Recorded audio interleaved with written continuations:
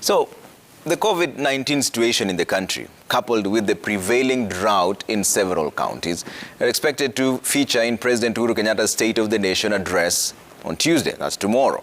And with the country heading to a general election next year, the president is also expected to address concerns over arrangements made to facilitate a peaceful transition. As Chemutai Goin reports, due to COVID-19 restrictions, only 114 of the 416 National Assembly members and senators will be allowed into the chambers.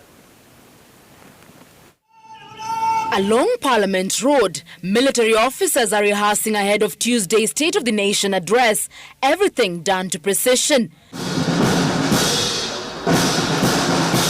President Kenyatta expected to arrive at the precincts of Parliament by 2:30 p.m. to issue his 8th State of the Nation address, his second last before the expiry of his tenure.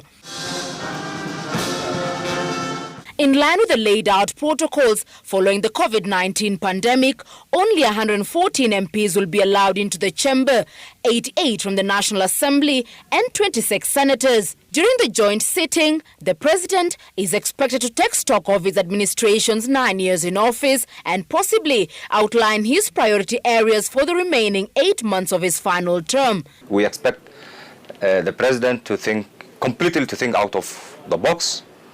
And come up with critical analysis of the challenges bedeviling the nation, like the COVID-19, the drought situation, our preparedness for 2022 general election.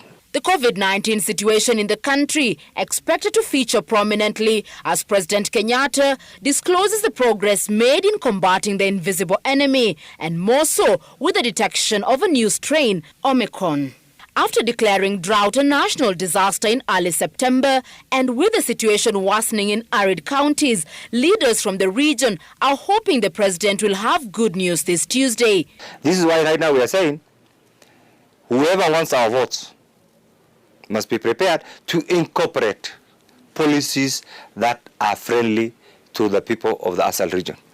The Constitution requires the President to submit a report for debate to the National Assembly on the progress made in fulfilling international obligations of the Republic. And Kenya has been a big sister to feuding neighbors of Somalia, South Sudan, and now Ethiopia. These two also expected to feature in the address. We cannot afford to have actually a dispute in Kenya here. Where will the world go in sub-Saharan Africa? It's only Kenya.